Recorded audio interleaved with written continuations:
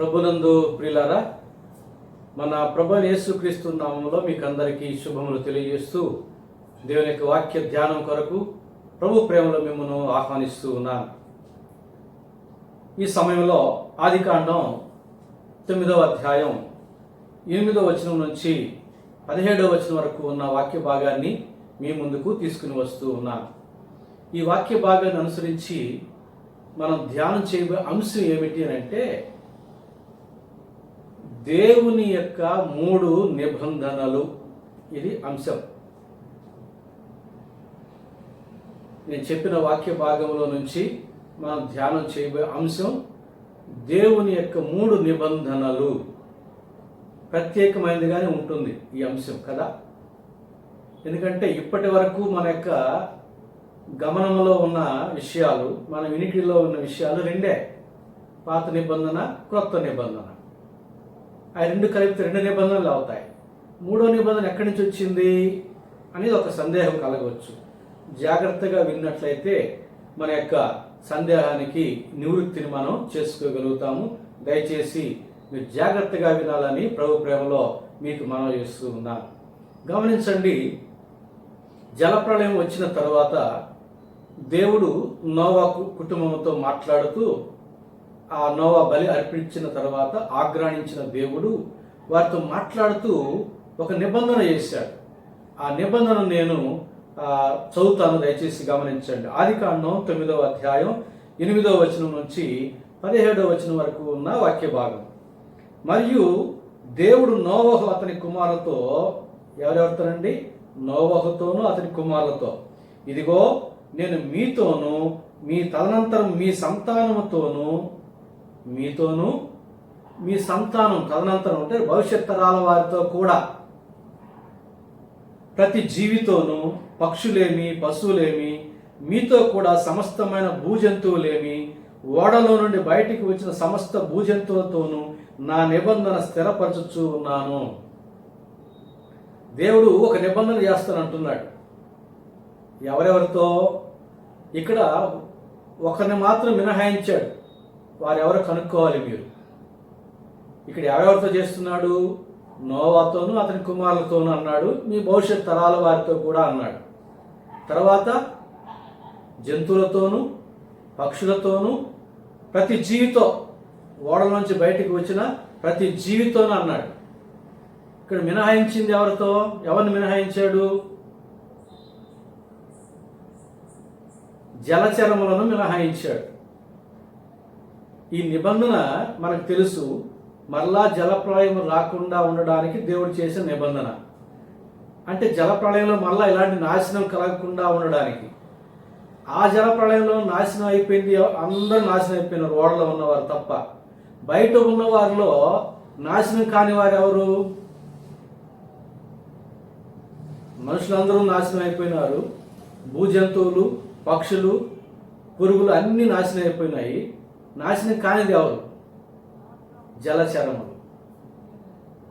ఓడలో లేనిది కూడా జలచరములే. ఇప్పుడు ఈ నిబంధన కూడా జలచరములు మినహాయిస్తున్నాడు. ఎందుకంటే మరలా జలప్రళయం వచ్చినా జలచరములకు వచ్చే ఇబ్బంది ఏమీ లేదు కాబట్టి నోవా కుటుంబంతో, తర్వాత వారి సంతానంతోనూ, తర్వాత భూమి మీద ఉన్న సమస్త జీవులతోనూ దేవుడు ఈ నిబంధన చేస్తూ ఉన్నాడు. తర్వాత 11వ వచనం, నేను మీతో నా నిబంధన స్థిరపరచుదును, సమస్త శరీరులు ప్రవాహ జలముల వలన ఇకను లయపరచబడరు. చూసారా? ఇక లయపరచబడరు. ఇలాంటి నాశనం ఇక జరగదు. భూమిని నాశనం చేయుటకు ఇకను జలప్రళయం కలుగదని పలికెను. ఇక మరలా జలప్రళయం కలగదు. ఎందుకు ఈ నిబంధన చేయాల్సి వచ్చింది? ఎందుకు చేశాడు దేవుడు? నోవా ఏమైనా బ్రతిలాడా? ఓడలోని జంతువులు ఏమైనా ప్రాధాయపడ్డాయా? ఎందుకని తనకు తానే చేస్తున్నాడు ఈ నిబంధన? ఎందుకు అంటే, రాబోయే తరాలలో ఈ ఆదికాండం 6వ అధ్యాయంలో దేవుడు చెప్పాడు కదా, భూమి చెడిపోయి ఉన్నది, బలాత్కారం చేత చెడిపోయి ఉన్నది అని అన్నాడు. అందుకని సమస్త జీవులను మనుషులు నాశనం చేయాలనుకున్నాడు. అలాంటి పరిస్థితులు ఇక కాలానుగుణంగా చాలా సందర్భాల్లో వస్తాయి. అప్పుడు కూడా జలప్రళయం రప్పించాలి.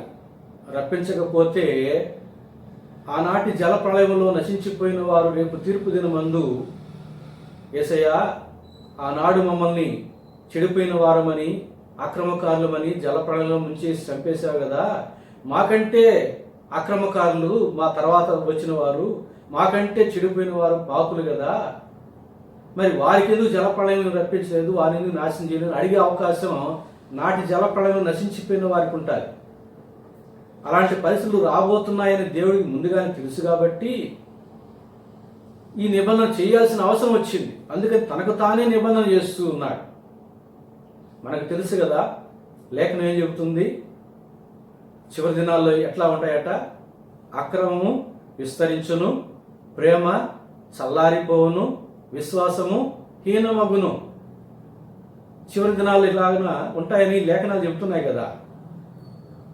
కాబట్టి 2019 సంవత్సరంలో ఉన్న విశ్వాసము కంటే 2020 సంవత్సరంలో విశ్వాసం కొంచెం హీనం అవ్వాలి ఆ లేఖనం ప్రకారంగా.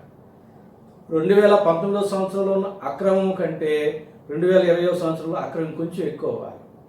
2019 సంవత్సరంలో ఉన్న ప్రేమ కంటే 2020 సంవత్సరంలో ప్రేమ ఇంకా కొంచెం చల్లారాలి. లేఖనం నెరవేరిపోయింది. అంటే ఆ ప్రకారంగా నాటి జలప్రళయం కాడి నుంచి ప్రేమ చల్లారుతూ విశ్వాసం హీనమవుతూ అక్రమం విస్తరిస్తూ వస్తున్నటువంటి దినములలో ఎన్నిసార్లు మళ్ళా దేవుడు జలప్రళయం రప్పించాల్సిన అవసరం ఏర్పడేది? అనేక పర్యాయాలు.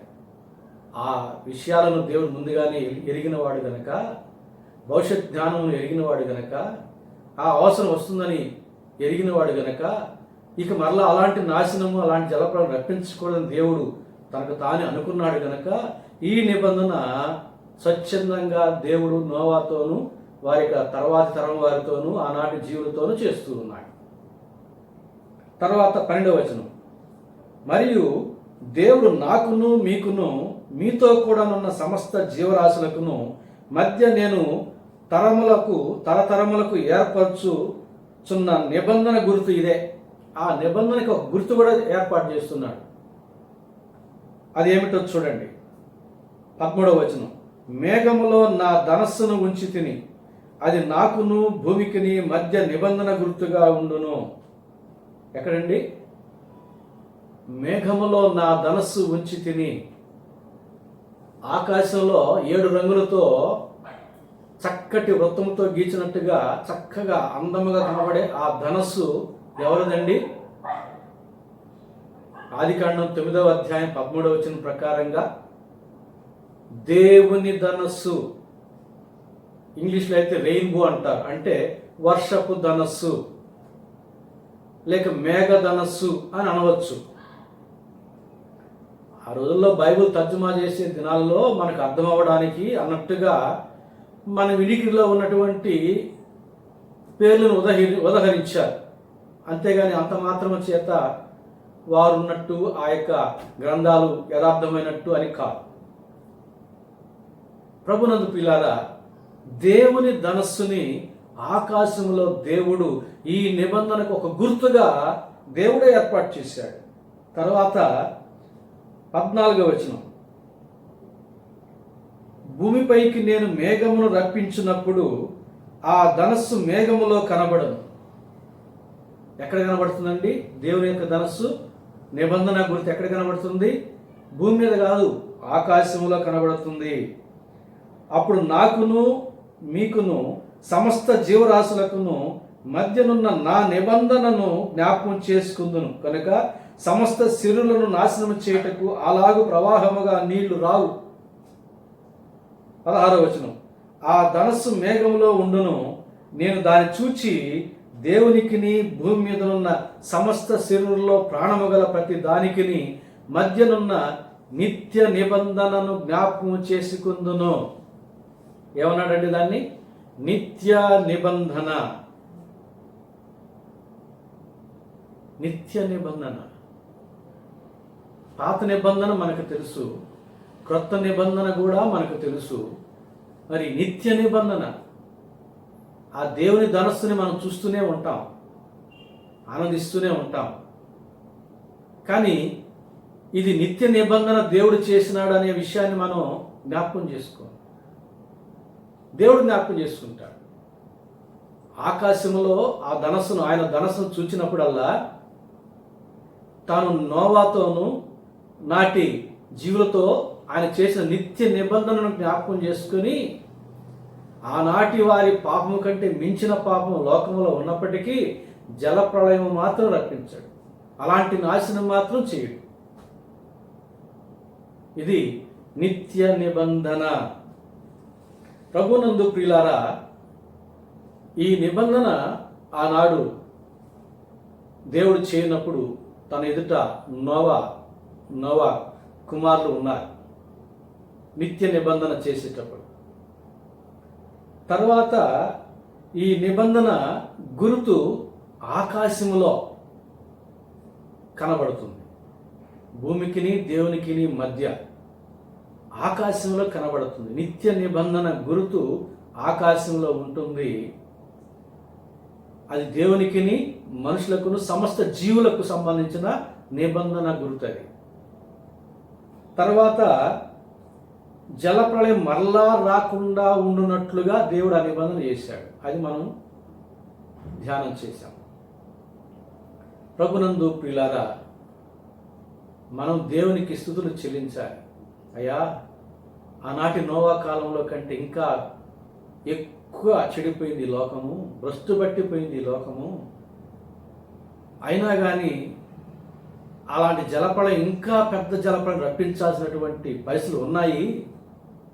అయినా నీ యొక్క నిత్య నిబంధనను జ్ఞాపకం చేసుకొని అలాంటి జలప్రళయం రాకుండా, అలాంటి నాశనం మాకు రాకుండా నీ కృపలో కాపాడుతూ ఉన్నావు. అందును బట్టి నీకు స్తోత్రములని మనం చెప్పాలి. పరిస్థితులు వచ్చాయి. ఇప్పుడు కరోనా ప్రపంచం అంతా ఉంది. ఈ కరోనా వలన దేవుడు తన కోపాన్ని కొంచెం చల్లార్చుకుంటాడేమో. ఎందుకంటే తన చేతులతో చేశాడు మనల్ని, తన యొక్క అరచేతులు చెక్కున్నాడు మనల్ని. తన చేతులతోనే మనల్ని నాశనం చేయడానికి ఎంత మాత్రం ఇష్టం లేదు. అందుకని హెచ్కెల్ గ్రంథం 33వ అధ్యాయం అంటాడు, దుర్మార్గుడు నశించటం వలన నాకు సంతోషము కలుగునా, వాడు తమ దుర్మార్గతను విడిచి నా తట్టు తిరుగుట వలన నాకు సంతోషము కలుగును గాని అంటాడు. ఏ ఒక్కరూ నశించిపోవడం ఎంత మాత్రం ఇష్టం లేదని చెప్పినటువంటి దేవునికి ఇలాంటి నాశనములు ఆయనకి ఇష్టం లేదు. విధి లేని పరిస్థితుల్లో ఇలాంటివి చేయాల్సి వస్తూ ఈ కరోనా కల్లోలంలో అనేక మంది దేవుని తట్టు తిరుగుతున్నారు. కొంచెంగా ప్రార్థన చేశాడు, ఇప్పుడు ఎక్కువగా చేస్తున్నారు ప్రార్థన. బైబిల్ కొంచెం చదివారు, ఇప్పుడు ఎక్కువ చేస్తున్నారు. అసలు చదవని వాళ్ళు చదువుతున్నారు, అసలు ప్రార్థన చేయని వాళ్ళు ప్రార్థన చేస్తున్నారు. ఈ కరోనా వలన దేవుడు ఒక కార్యం మీద అనేక రకాల కార్యాలు జరిగిస్తూ ఉన్నాడు. ప్రభునందు ప్రియులారా, ఈ కరోనా కానీ దేవుడు రప్పించకపోయి ఉండి ఉంటే, ఆనాడు నోవాతో నిత్య నిబంధన చేయకుండా కానీ ఉండి ఉంటే, అంతకు 10 రెట్లు జల ప్రళయం, అంతకు 10 రెట్లు నాశనం నేటి దినాల్లో దేవుడు రప్పించాల్సినటువంటి పరిస్థితి ఏర్పడేది. కనుక ఈ నిత్య నిబంధనను బట్టి మనం దేవునికి స్తుతులు చెల్లించాలి. సమస్త జీవులు కూడా దేవునికి స్తుతులు చెల్లించ బద్ధులమై ఉంటూ ఉన్నాం. ప్రభునందు ప్రియులారా, తర్వాత ఇది మొదటి నిబంధన. రెండవ నిబంధన, 3 నిబంధనలు అని చెప్పాను కదా. రెండవ నిబంధన మనకు తెలిసింది పాత నిబంధన అంటాం. ఈ నిత్య నిబంధన ఎవరెవరితో చేశాడు? మనుషులతో చేశాడు, జంతువులతో చేశాడు, ఆకాశ పక్షులతో చేశాడు, నేలను ప్రాకే పురుగులతో కూడా చేశాడు. దాని గుర్తును ఆకాశంలో పెట్టాడు. ఇప్పుడు పాత నిబంధన ఎవరితో చేశాడు? ఇజ్రాయేలులతో చేశాడు. జంతువులతో చేయలే, పక్షులతో చేయలే, మనుషులందరితో చేయలే, కేవలం ఇజ్రాయేలుతో మాత్రమే చేశాడు. ఈ లోకములో నుంచి ఇజ్రాయేలు ప్రత్యేకపరుచుకున్నాడు, తన స్వాస్థ్యముగా చేసుకున్నాడు. అది దేవుని యొక్క సంకల్పం, దేవుని ఏర్పాటు. దేవుని సంకల్పాన్ని, దేవుని ఏర్పాటుని ఎవరు ప్రశ్నించలేరు. పౌలు చెప్తాడు కదా, మంటి మీద కుమ్మరి వానికి సమస్త అధికారము కలదు. కొన్ని ఘనహీనతకు, కొన్ని ఘనతకు మంటి నుంచి అక్కడ కుండలు కానీ మరి సామాన్లు కానీ చేయడానికి సర్వాధికారం కుమ్మరివానికి ఎలాగో కలదో, అలాగే సృష్టికర్త దేవునికి మన మీద సర్వాధికారం కలదు. కాబట్టి ఆయనకి సర్వాధికారాన్ని మనం ప్రశ్నించలేము. ఆయన సంకల్పాన్ని మనం ప్రశ్నించకూడదు. అది దేవుని యొక్క ఏర్పాటు, దేవుని యొక్క చిత్తం. ఆయన ఏర్పాటులో, ఆయన చిత్తంలో మనం ఉన్నందుకు దేవునికి మనం స్తుతులు చెల్లించాలి. ప్రభునందు ప్రియులారా, మరి ఇక్కడ మనం గమనించినట్లయితే ద్వితీయోపదేశకాండం 5వ అధ్యాయం మొదటి 3 వచనాలు చదువుతాను, దయచేసి గమనించండి. ద్వితీయోపదేశకాండం 5వ అధ్యాయం మొదటి 3 వచనాల్లో మోషే చెబుతున్నాడు, ఆనాటి తన ప్రజల ఎదుట ఈ మాటలు పలుకుతున్నాడు. ద్వితీయోపదేశకాండం 5వ అధ్యాయం మొదటి 3 వచనాలు. మోషే ఇజ్రాయేలీలందరినీ పిలిపించి ఇట్లా, నేను ఇజ్రాయేలీలారా, నేను మీ వినికిల్లో నేడు చెప్పుచున్న కట్టడలను విధులను విని వాటిని నేర్చుకుని వాటిని అనుసరించి నడువుడి. మన దేవుడిని యెహోవా హోరేబులో మనతో నిబంధన చేసెను. మోషే ఇక్కడ మరొక నిబంధన గురించి చెబుతున్నాడు. దాన్నే మనం పాత నిబంధన అంటాం. ఆ నిబంధన ఎవరితో చేశాడో చూడండి, 3వ వచనం. యెహోవా మన పితరులతో కాదు, యెహోవా మన పితరులతో కాదు, నేడు ఇక్కడ సజీవులమై ఉన్న మనతోనే ఈ నిబంధన చేసెను. అక్కడ ఎవరున్నారు? మోషే ఎదుట ఇజ్రాయేలీలు ఉన్నారు. ఐగుప్తు దేశం నుంచి విడిపించబడినటువంటి ఇజ్రాయేలీలు ఉన్నారు. అసంఖ్యాకమైనటువంటి ప్రజలు ఉన్నారు. మోషే వారితో అంటున్నాడు, ఈ హోరేబు కొండ మీద దేవుడు నిబంధన చేశాడు, రాతి పలకలు ఇచ్చాడు. ఆ నిబంధన మన పితరులతో చేయలేదని మోషేనే స్వయంగా చెబుతున్నాడు. అయితే నేడు మనతో చేశాడు అంటున్నాడు, అంటే ఇజ్రాయిల్తో చేశాడు. నిత్య నిబంధన ఏమో నోవాతోనూ, నోవా యొక్క భవిష్యత్ తరాలతోనూ, భూమి మీద ఉన్న సమస్త జీవులతోనూ, ఆకాశ పక్షులతోనూ చేశాడు. అక్కడ జలచరాలను మినహాయించాడు. ఇక్కడ ఈ పాత నిబంధన మోషే ఎదుట దేవుడు చేశాడు, ఇజ్రాయిల్తో చేశాడు, మిగిలిన వారిని మినహాయించాడు. ఇక్కడ ఈ పాత నిబంధన గుర్తు ఏమిటి? రాతి పలకలు. నిత్య నిబంధన గుర్తు ఏమిటి? ధనస్సు. అది ఎక్కడ ఉంటుంది? ఆకాశంలో ఉంటుంది. ఈ పాత నిబంధన గుర్తు ఏమిటి? రాతి పలకలు. ఎక్కడ ఉంటాయి? మనసములో ఉంటాయి. ఎవరితో చేశాడు? ఇజ్రాయేలుతోనే చేశాడు.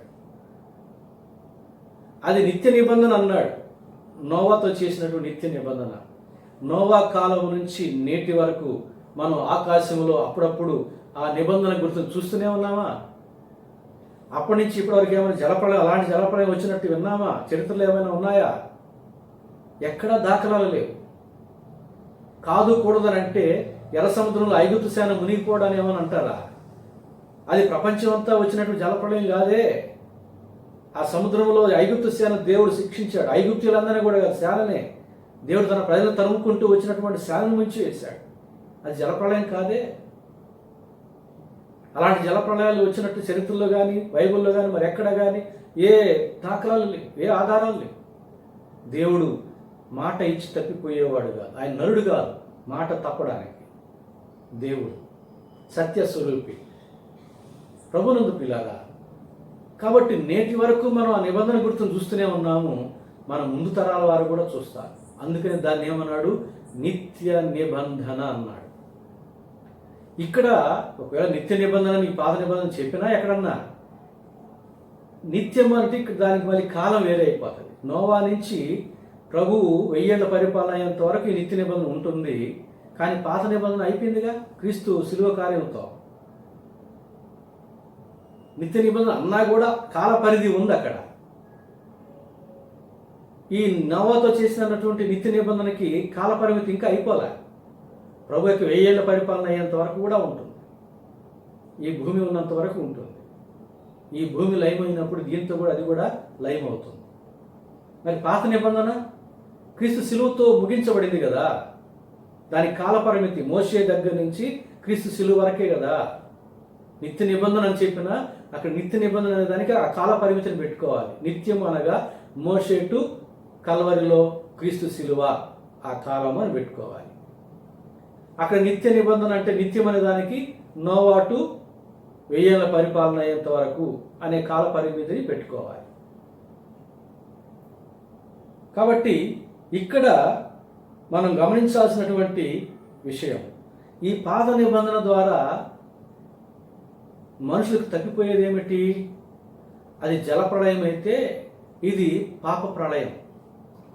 పాత నిబంధన కాలంలో పాపము చేస్తే దేవుడు వెంటనే శిక్షించేవాడు. నేడు మనం కృపాకాలంలో ఉన్నాం కనుక వెంటనే మనకు పాపములు వెంటనే శిక్ష రావడం లేదు. వచ్చే కాలం ఉంది.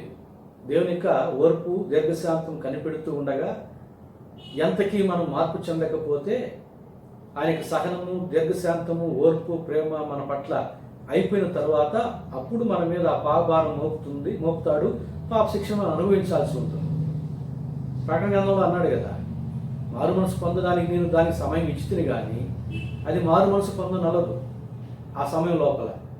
కాబట్టి నేనేం చేస్తానన్నాడు, సమయం అయిపోయిన తర్వాత నేను దాని పిల్లలు మంచం పట్టించి బహుశ్రమల పాలు చేసి శిక్షించను అన్నాడు. మారు మనసు పొందడానికి దేవుడు మనకి ఎంత సమయం ఇచ్చాడో ఆ కృపాకాలం ఒక్కొక్కరి పట్ల ఎంత ఉందో అది అయిన తర్వాత అప్పటికీ మారు మనసు పొందకపోతే జలప్రళయంలో దేవుడే వెళ్ళి వాళ్ళకి ప్రకటన చేసినా కూడా మారు మనసు పొందకపోతేనే కదా నశించిపోయింది. అలాగున నేటి కాలంలో మనం కూడా, అంటే పాపులు కూడా, మారని వారు కూడా. అందుకని రోమా 2:4 అంటాడు, దేవుని యొక్క అనుగ్రహైశ్వర్యం నిన్ను మారు మనసు పొందడానికి ప్రేరేపించుచు ఉన్నదని ఎరుగక మార్పు చెందని నీ హృదయమును బట్టి, నీ హృదయ కాఠిన్యమును బట్టి నీకు నీవే దేవుని ఉగ్రతను సమకూర్చుకునుచు ఉన్నావు. మన శత్రువులు కాదు, మన పక్కింటోళ్ళు కాదు. మార్పు చెందని మన హృదయాన్ని బట్టి మనకు మనమే దేవుని శిక్షను, దేవుని ఉగ్రతను మనం సమకూర్చుకుంటున్నామట. ప్రభునందు పిల్లారా, ఈ పాత నిబంధనలో దేవుడు పాపమును ఏమాత్రం ఉపేక్షించేవాడు కాదు. వెంటనే వారికి శిక్ష. కాబట్టి వారు వెంటనే పాపం చేయడం భయపడేవాళ్ళు. పాపం చేస్తే వెంటనే పశ్చాత్తాపడేవారు, లేదంటే శిక్షకు గురయ్యేవారు. అందుకనే మనం రాజుల గ్రంథం కానీ చూస్తే యుద్ధం చేసేటప్పుడు ఒక 50 మంది 20 మంది చనిపోయినా మొదటి రోజు యుద్ధంలో వెంటనే దేవుని విచారణ చేసేవాడు. దేవుడు వారికి మీలో ఈ పాపం ఉన్నదంటే వెంటనే దాన్ని పశ్చాత్తాపడి దాన్ని ప్రక్షాళన చేసుకుని ఆ తర్వాత యుద్ధానికి వెళ్ళి అద్భుతమైన విజయాలు సాధించారు. కాబట్టి పాత నిబంధన కాలంలో దేవుడు ఏమాత్రం పాపమును ఓర్చుకోలేదు. నేడు మనం ఓర్చుకున్నట్టుగా.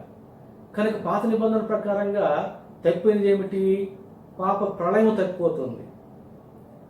నోవా కాలంలోని నిత్య నిబంధనలో జల ప్రళయం తప్పిపోతూ ఉంటే పాత నిబంధన ప్రకారంగా మనకు పాపం వలన వచ్చేటటువంటి శిక్ష అదొక దేవుని యొక్క ఉగ్రత రూపంలో రాకుండా తప్పిపోకూడదు. ఆ పాత నిబంధన ప్రకారంగా జీవిస్తున్నటువంటి వారికి, ధిక్కరించే వారికి ఆ పాప ప్రళయంలో నశించిపోవాల్సిందే, తప్పదు.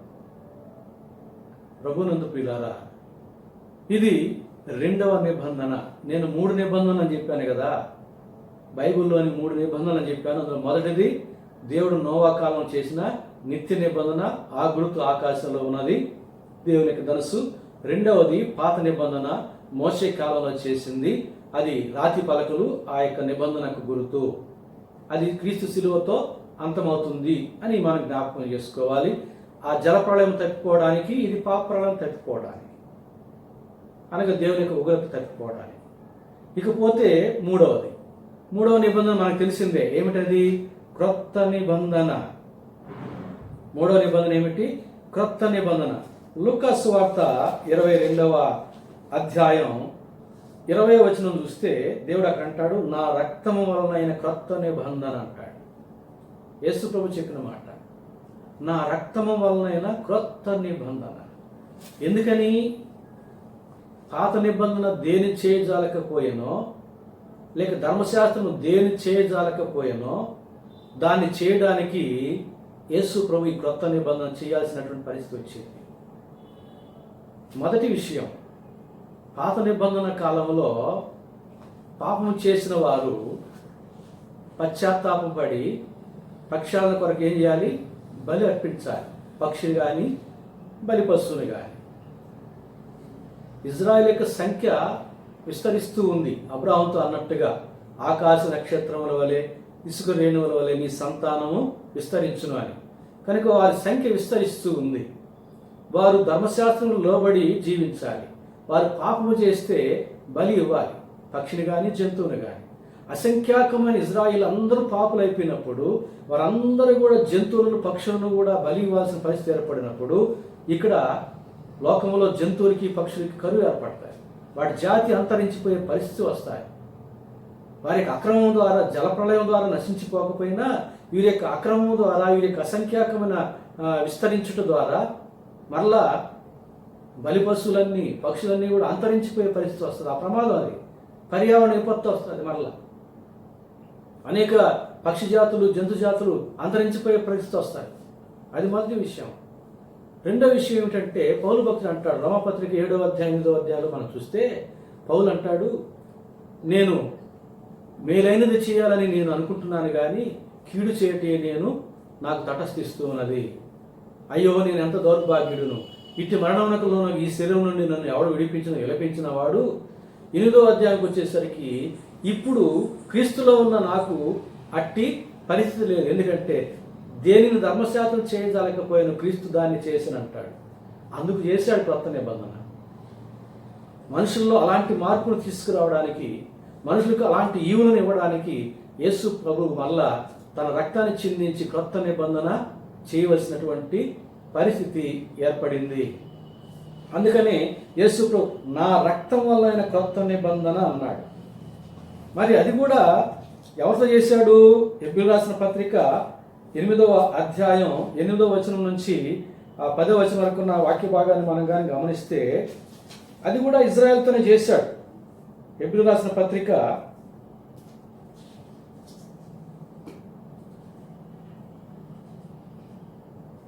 8వ అధ్యాయం 8వ వచనం నుంచి 10వ వచనం వరకు ఉన్న వాక్య భాగం చదువుతాను చూడండి. 8వ అధ్యాయం 8వ వచనం నుంచి 10వ వచనం వరకు ఉన్న వాక్య భాగం. అయితే ఆయన ఆక్షేపించి వారితో ఇలాగ చెప్పుచున్నాడు, ప్రభు ఇట్లనెను, ఇదిగో ఒక కాలం వచ్చుచున్నది, అప్పటిలో ఇజ్రాయేలు ఇంటి వారితోనూ యూదా ఇంటి వారితోనూ నేను క్రొత్త నిబంధన చేయుదును. అది నేను ఐగుప్తు దేశంలో నుండి వీరి పితరులను వెలుపలికి రప్పించుటకై వారిని చేయి పట్టుకునే దినమున వారితో నేను చేసిన నిబంధన వంటిది కాదు. అంటే పాత నిబంధన వంటిది కాదు. ఏమనగా వారు నా నిబంధనలో నిలువలేరు కనుక నేను వారిని అలక్ష్యం చేసి తిని. ప్రభు చెప్పుచున్నాడు, ఆ దినములైన తరువాత ఇజ్రాయేలు ఇంటి వారితో నేను చేయబో నిబంధన ఏదనగా వారి మనసులో నా ధర్మ విధులను ఉంచెదను, వారి హృదయముల మీద వాటిని వ్రాయుదును, నేను వారికి దేవుడునయుందును, వారు నాకు ప్రజలయ్యుందురు. చూసారా? పాత నిబంధనలో అయితే రాతి పలకల మీద రాశాడు. ఈ క్రొత్త నిబంధనలో అయితే మన హృదయాల మీద మన మనసుల మీద ఆయన రాస్తూ ఉన్నాడు. క్రొత్త నిబంధన. ఆ పాత నిబంధన కాలంలో పాపం చేయడం బలి ఇవ్వడం, పాపం చేయడం బలి ఇవ్వడం, పశ్చాత్తాపమే లేకుండా హృదయాన్ని కఠినపరుచుకున్నారు. దేవుని యొక్క ఉగ్రతకు లోనే పరిస్థితులు వస్తూ ఉన్నాయి. అలాంటి పరిస్థితుల్లో ఆయన రాతి పలకల మీద కాకుండా ఆయన హృదయం మీద రాస్తే మన యొక్క హృదయాల్లో ఉన్నటువంటి ఆ యొక్క సారాంశం లేక మనస్సాక్షి కూడా అనుకుందాం, మంచి చెడులు ఏమిటో తెలియజేస్తూ ఉండగా, మన మనస్సాక్షి మనం గద్దిస్తూ ఉండగా చెడును మనం పక్కన పెట్టి మంచిని అనుసరించేటటువంటి అవకాశం మనకు కలుగుతూ ఉంది ఈ కొత్త నిబంధన. మరి అయితే ఇజ్రాయెల్తో చేసినటువంటి ఆ నిబంధన వారు తృణీకరించిన కారణాన అది అందరికీ లభ్యమైంది. అది మనం అపోస్తుల కార్యం గ్రంథం 13వ అధ్యాయం 46వ వచనం 47వ వచనంలో ఆ వాక్య భాగాలు మనం చూస్తాం. అపోస్తుల కార్యం గ్రంథం 13వ అధ్యాయం 46వ వచనం 47వ వచనం. సమయం లేదు కాబట్టి నేను కొన్ని వచనాలు నేను దాటి వెళుతున్నాను, కొంచెం వేగంగా చెబుతున్నాను, దయచేసి గమనించండి.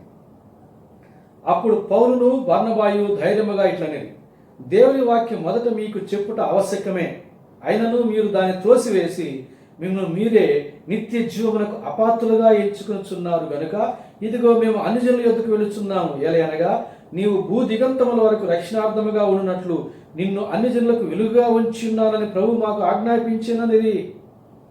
అలాగే రోమపత్రిక 11, 12, 15 వచనాలు 25, 27 వచనాల వరకు కూడా చదువుకుంటే ఇజ్రాయేలుతో చేసిన క్రొత్త నిబంధన వారి యొక్క తృణీకారమును బట్టి ఇతరులందరికీ కూడా నిబంధన వచ్చింది. మరలా ఈ అనుజనులందరూ తృణీకరించినప్పుడు ఇజ్రాయెల్కి మళ్ళీ వెళుతుంది. అప్పుడు ఇజ్రాయెల్ అందరూ రక్షించబడతారని నేను చెప్పినట్టుగా రోమాపత్రిక 11వ అధ్యాయం అంతా చదివితే మీకు అర్థమవుతాయి. ఈ కొత్త నిబంధన ఇజ్రాయెల్తో చేసాడు, వారి తృణీకరణ బట్టి మనకు వచ్చింది. మనం కూడా చివరి దినాల్లో తృణీకరించే ప్రజలు వస్తాయి.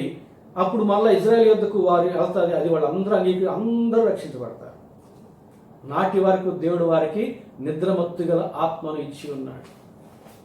వారు చూచుట మటుకు చూతురు, వినుట మటుకు విందురు కానీ తెలుసుకోరు, గ్రహించుకోరు. నేటికి ఇజ్రాయెల్లో 10 మంది యేసు ప్రభువును నమ్ముకున్న వారు ఉన్నారు. మెస్సియానిక్ జూయిష్ పీపుల్ అంటారు. కానీ ఇప్పటికీ చాలామంది ఇజ్రాయెల్ యేసు ప్రభువును నమ్మలేదు. వారు యేసు ప్రభు కొరకు ఇంకా ఎదురు చూస్తున్నారు. మనం ఎదురు చూస్తున్నాం. వాడు మొదటి రాకడ కొరకు, మన రెండో రాకడ కొరకు. తేడా అంతే. కాబట్టి ప్రభునందు ప్రియులారా, నేను ముగిస్తూ ఉన్నాను. ఈ కొత్త నిబంధన యొక్క గుర్తు ఏమిటి? సిలువ. నా రక్తం అనే క్రొత్త నిబంధన అన్నాడు కదా, సిలువలో ఆయన రక్తాన్ని చిందించాడు. కాబట్టి క్రొత్త నిబంధన గుర్తు సిలువ. నిత్య నిబంధన గుర్తు దేవుని ధనస్సు, అది ఆకాశంలో ఉంటుంది. పాత నిబంధన గుర్తు రాతి పలకలు, అది మందసంలో ఉంటాయి. కొత్త నిబంధన గుర్తు సిలువ, అది కల్వరి గిరి మీద మనకు తెలిసినటువంటి సిలువ. యేసు ప్రభువుని సిలువ వేసి చంపడం. అయితే నిత్య నిబంధన నోవా కాలంలో చేశాడు. నేటికి కూడా అది కొనసాగుతూ ఉంది. సమస్త మనుషులతోనూ, నేల మీద ఉండే ప్రతి జంతువుతోనూ, పురుగుతోనూ, ఆకాశ పక్షులతోనూ చేశాడు. జలచరాలను అక్కడ మినహాయించాడు. పాత నిబంధన ఇజ్రాయెల్తోనే చేశాడు, మిగిలిన జనాంగాన్ని మినహాయించాడు. దానికి రాతి పలకలు గుర్తు, అది మనస్సులో ఆ గుర్తు ఉంటుంది. దాని కాల పరిమితి యేసు సిలువ వరకే. ఆ తర్వాత పాత నిబంధన అయిపోయిన తర్వాత కొత్త నిబంధన చేశాడు, అది కూడా ఇజ్రాయెల్తో చేశాడు. ఆ కొత్త నిబంధన యొక్క గుర్తు సిలువ అయి ఉంది. అయితే ఇజ్రాయెల్ యొక్క తృణీకరించిన కారణాన అది మనకందరికీ కూడా సమస్త జనులకు అది లభ్యమైంది. అయితే మనము కూడా చివరి దినాల్లో యేసు ప్రభువుకి రెండవ రాకడ కాలంలో తృణీకరిస్తారు. అప్పుడు మళ్ళా ఇజ్రాయెల్ యొద్దకు వెళ్ళడం జరుగుతుంది. వారందరూ అంగీకరించడం జరుగుతుంది. ప్రతివాడు తన యొక్క ఇంటిలో పెద్ద కుమారుని సిలువే చంపినట్టుగా గుండెలు బాదుకొని ప్రలాపించి యేసు ప్రభుని అంగీకరించే దినాలవి. ప్రభునందు ప్రియులారా, క్రీస్తు తన పరిశుద్ధ రక్తం వలన చేసినటువంటి క్రొత్త నిబంధన జనులం మనం. అందుకే మనం పాట పాడతాం, నిబంధన జనులం క్రీస్తు రక్తంలో కడుగుబడిన వారమై. నిబంధన జనులముగా యేసు ప్రభు యొక్క రక్తం చేత ప్రత్యేకించబడిన వారముగా, క్రీస్తు సొత్తుగా, క్రీస్తు యొక్క స్వాస్థ్యముగా, క్రీస్తు యొక్క ప్రేమని లోకాన్ని చూపేవారముగా, క్రీస్తుని మనలో ఈ లోకాన్ని ప్రత్యక్షపరిచేవారముగా జీవించుదాం. మన యొక్క బోధలు కాదు, మన మాటలు పాటలు కాదండి, మన జీవితమే లోకానికి ఒక బోధ. లోకానికి ఒక బోధ. అలాగున మనం జీవించాలి. మన జీవికి ప్రత్యేకమైనదిగా కనబడాలి, ఆకర్షితులు అవ్వాలి. మన జీవితం ద్వారా వారు ప్రభు యొద్దకు నడిపించబడాలి. మాటలు ఏముందండి, బోధలు ఏముందండి, ప్రసంగాలు ఏమిటండి, అందరూ చేస్తారు, బైబిల్ చదువుతారు, వింటారు, చేయొచ్చు. కానీ జీవించేవారు కావాలి. అందుకనే ప్రభు అంటాడు, మత్తయి సువార్త 7వ అధ్యాయం 20 వచనం నుంచి మనం 22వ వచనం చూస్తే, అయ్యా మేము ఎందుకు నరకానికి వెళ్ళాలి, నీ నామమున మేము అద్భుతాలు చేయలేదా, దయ్యాలు వెళ్ళగొట్టలేదా, ప్రవచనాలు చెప్పలేదని వాళ్ళు బల్లగుద్ది చట్టం మాట్లాడారు, రూల్ మాట్లాడారు. వారితో ప్రభు ఏమన్నాడు తెలుసా? అక్రమము చేయు వాళ్ళారా, మీరెవరో నేను ఎరుగను, నా యొద్ద నుండి తొలగిపోండి అన్నాడు. దయ్యాలు వెళ్ళగొట్టి ఏం ప్రయోజనం అండి? ప్రవచనాలు చెప్పి ఏం ప్రయోజనం అండి? అద్భుతాలు చేసి ఏం ప్రయోజనం అండి? ప్రసంగాలు చేసి ఏం లాభం అండి? సేవ చేసి ఏం లాభం అండి? జీవితాలు మారకుండా, మారు మనసు లేకుండా. ప్రభునందు ప్రియులారా, ఈ సమయంలో మనం దేవుని సమర్పించుకున్నాం. మన జీవితం ఇంకా దేవునికి ఆయాస్కర విషయాలు ఏవైతే ఉన్నాయో వాటిని తొలగించుకొని పరిపూర్ణంగా దేవుని తట్టు తిరుగుదాం. పాతవన్నీ గతించాలి, సమస్తము నూతనం అవ్వాలి. ఆ రీతిగా మనం దేవునికి మనం సమర్పించుకున్నాం. పరిశుద్ధాత్మ దేవుడు అటు దీవెన ఆశీర్వాదం మనకు దయచేయును గాక. ఆమేన్, ఆమేన్.